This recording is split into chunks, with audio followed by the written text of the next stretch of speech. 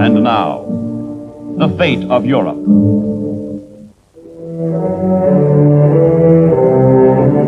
The Russian Navy, the Black Sea Fleet. After 3 years of defeat and defense, ships and sailors of the Union of Soviet Socialist Republics prepare for the offensive.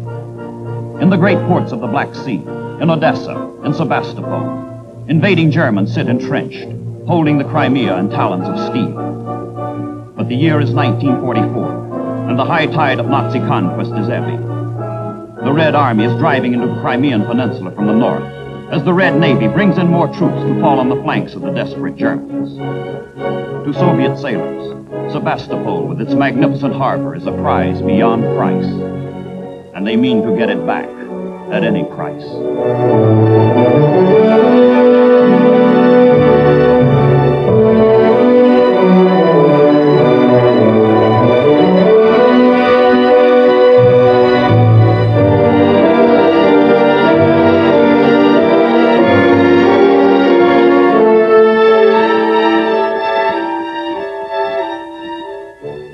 Red planes bomb their own city, devastate their own harbor, preparing the way for the Red Black Sea Fleet.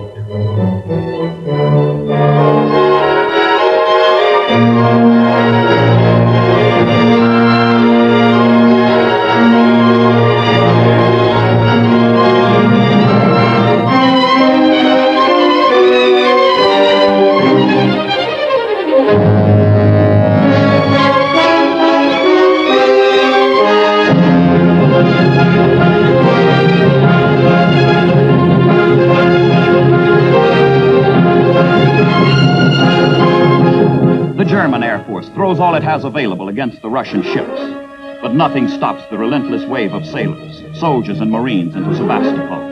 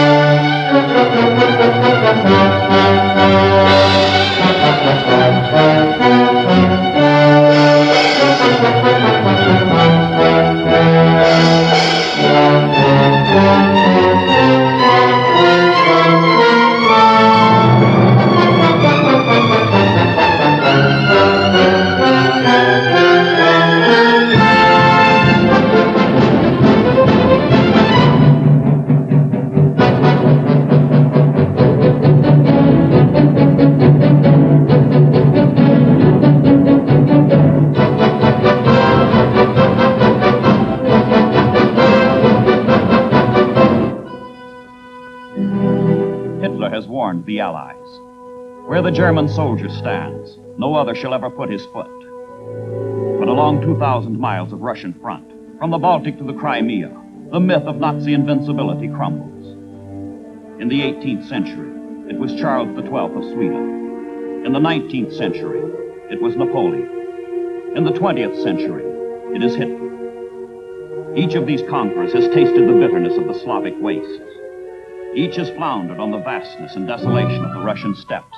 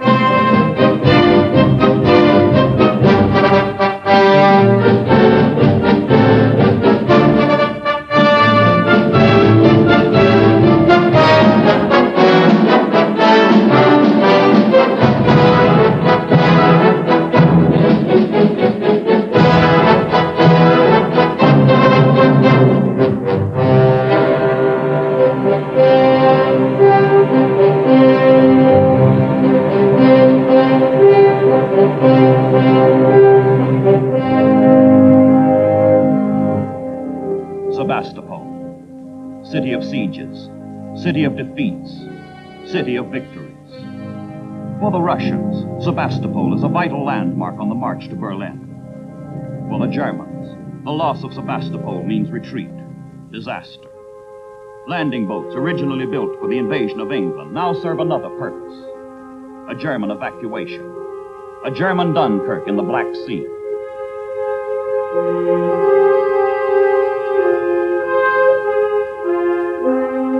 May 9th, 1944, Sebastopol is liberated. But for the Russian people, the aftermath of triumph is heartbreak. Where the German army fights, there the SS murders and the Gestapo slaughters. The heaps of innocent executed hostages are monuments to man's inhumanity to man.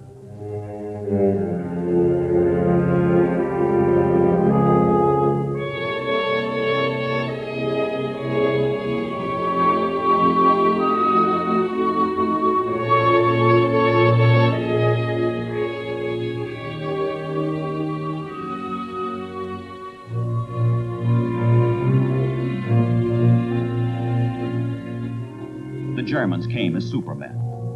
That day is over. They leave as vanquished. That day has come. But before the German Wehrmacht is irrevocably broken, hammering in the east will find mounting echo in the west.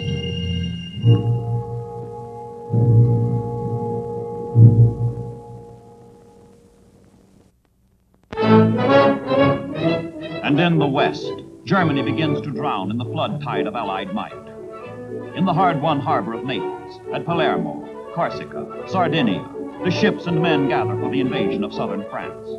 Operation Anvil. Ships by the hundreds, men by the thousands, will inundate the rear and flank of the Germans, who are struggling to contain the Allies on the Normandy beachhead, established 2 months earlier.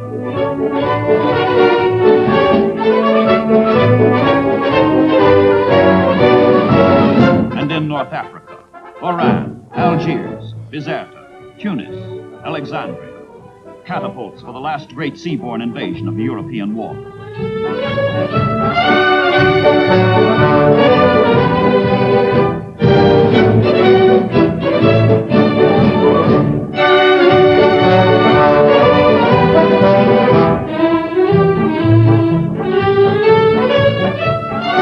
800 ships will carry the liberators to the beaches on the far Mediterranean shore. And with them go 7 French divisions carrying the Cross of Lorraine. Back to French soil under General de Gaulle. Back to their homeland with the Committee of National Liberation.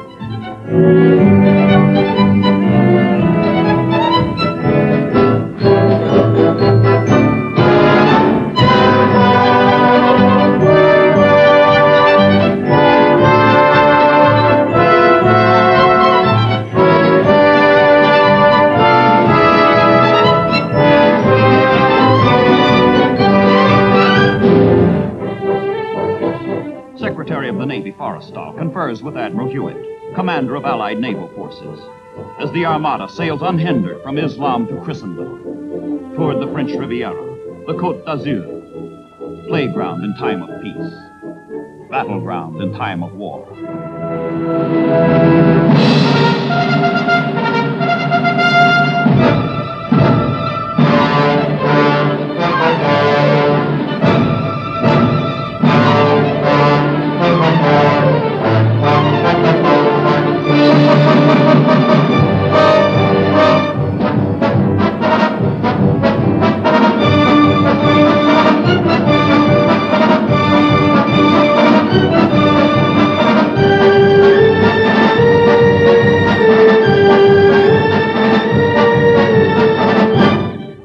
Assault.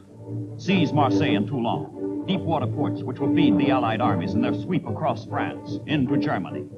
Advance up the valley of the Rhone and join the troops from Normandy. Little opposition meets the liberators on the beaches. But inland, the Germans fight, and the Allies fight too. Inland.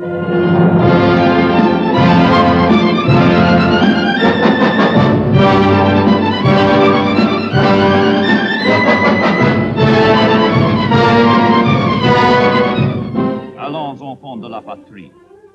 The day of glory has arrived. The French army is back again. Back to fight again. Back to liberate their brothers. Back to free their country.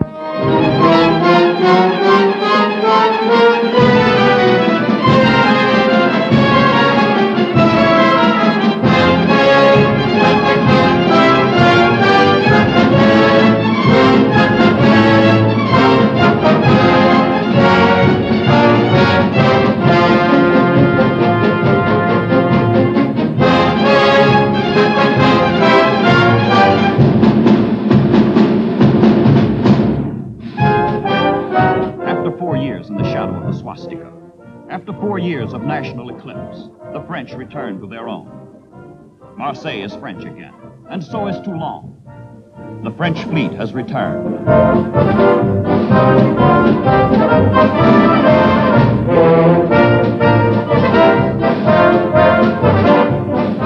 And Paris, City of Light, August 25th, 1944. No enemy could extinguish the light, nor could he comprehend it. The light that never was on sea or land. The light that is in the hearts of only those who are truly free.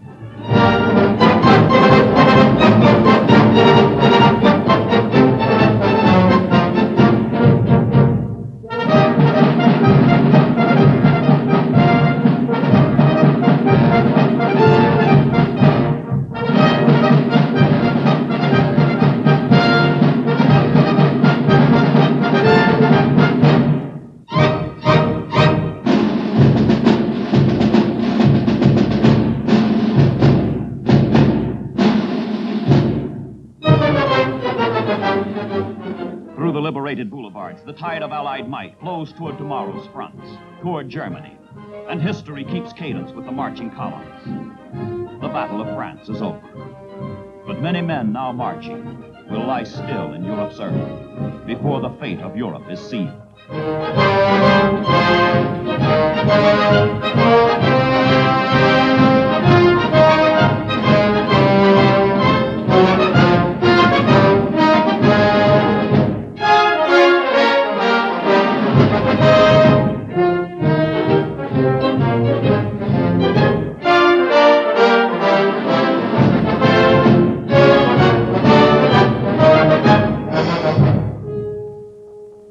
Europe's fate, the world's tomorrow. Both are foreshadowed in a little-known resort named Yalta, in the Crimea, on the Black Sea, 40 miles from Sebastopol. Cloaked in secrecy, the leaders of the Allied coalition meet in February 1945. The United States cruiser Augusta brings President Roosevelt, and Prime Minister Churchill is there to greet him. A new name is being added to the vocabulary of history. Yalta.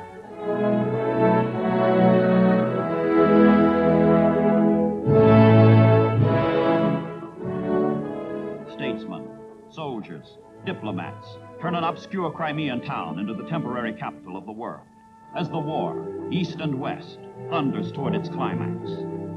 Rome has long since fallen. Now the world focuses its attention on Tokyo and Berlin. On all the 6 continents and on all the 7 seas, the Allies destroy the Axis. But here at Yalta, diplomacy takes precedence over combat.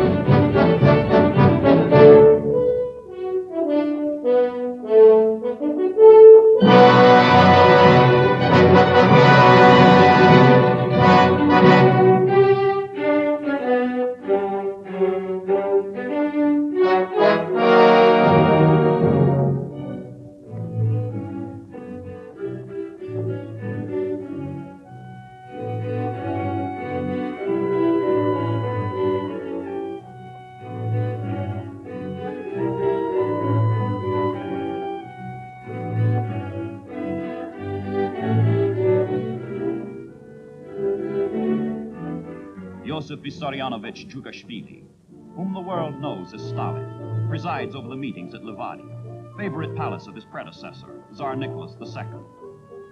At Yalta, the Russians agree to enter the war against Japan, and the date for the first meeting of the United Nations is set.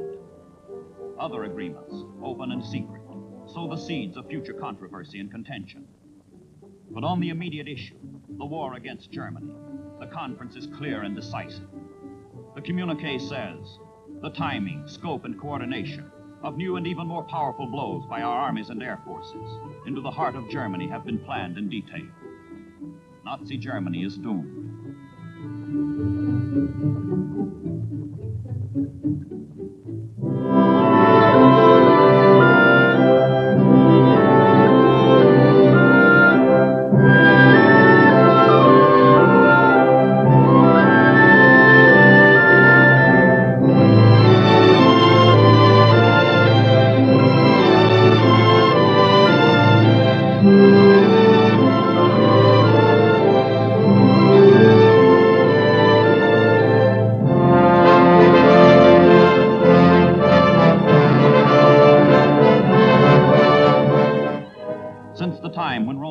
Stood guard along its banks, the Rhine has been a faithful river. Not since Napoleon have invading troops crossed over it. But now, in March 1945, the barrier breaks, and the heart of Germany lies open to assault.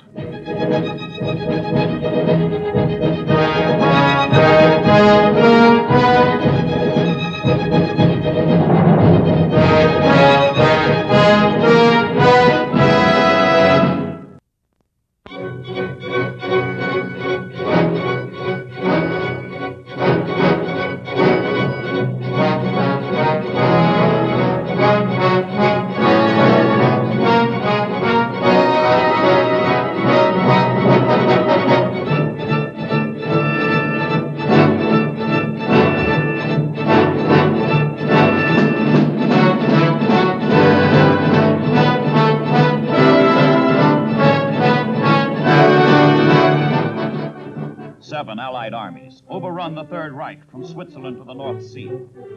The Germans set out to master mankind. They carried their fight to the 4 corners of the earth. Victory after victory was theirs. Every victory except final victory.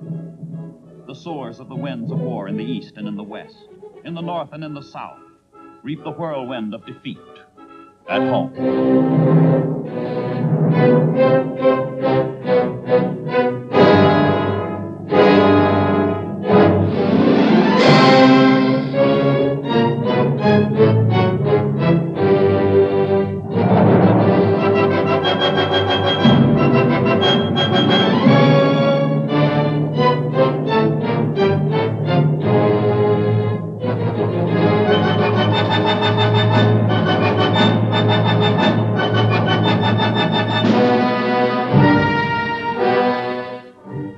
Of the National Socialist Party are consumed in their own flames and pass from the scene.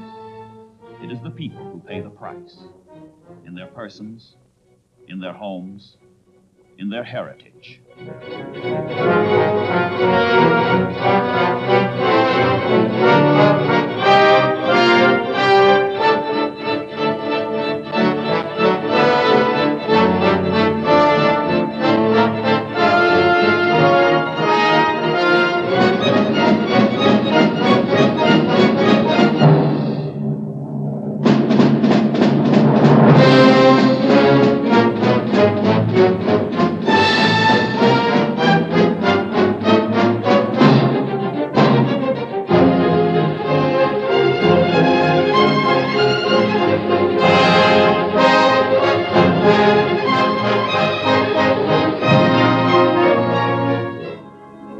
All the symbols of might and conquest, on land and sea, lie shattered and powerless, burned and sunk, rusted and corroded. Gone are the U-boats which threatened the Allies. Gone are the armies which threatened man. Gone are the planes which destroyed great cities.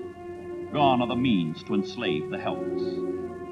And the men who set out to ravage and destroy, prisoners of war.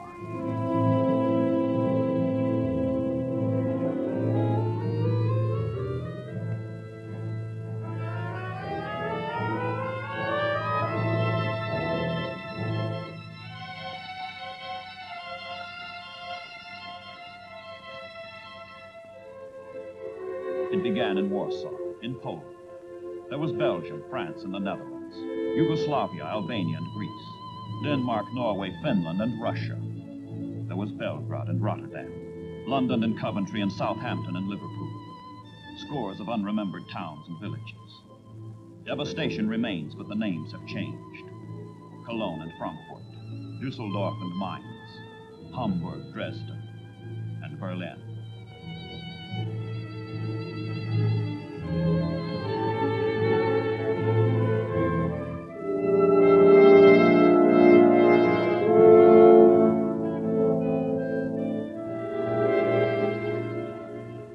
Volkssturm, the People's Army, the last convulsive effort of a dying order to save itself. The very old, the very young, the feeble, the unfit, herded into tatterdemalion units and fed into the furnace of war. For the Volkssturm, it is one short march from enlistment to captivity.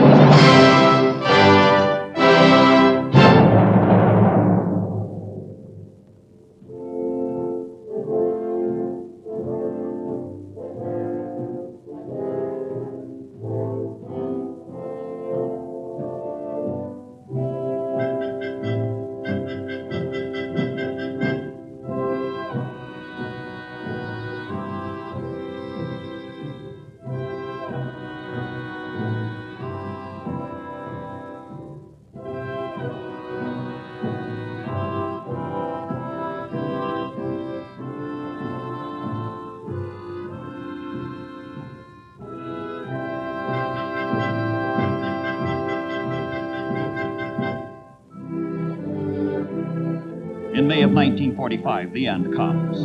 The death rattle of the National Socialist Third Reich. Hitler is dead, a suicide in his own underground bunker in Berlin. The new order he designed to last 1,000 years has died with him after only 12. The dictatorship that set a world on fire sputters out in unconditional surrender.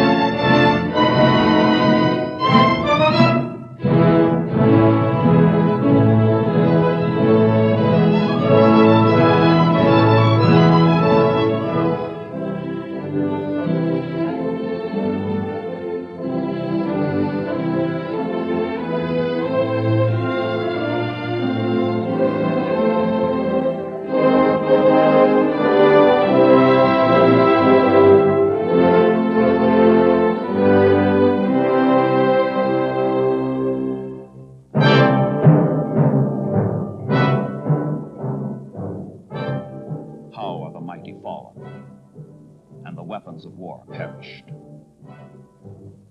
Germany is beaten. The Axis broken. Statistics are meaningless. The catastrophe incalculable. But free men have given mankind the opportunity to be free. And that is the greatest of legacies.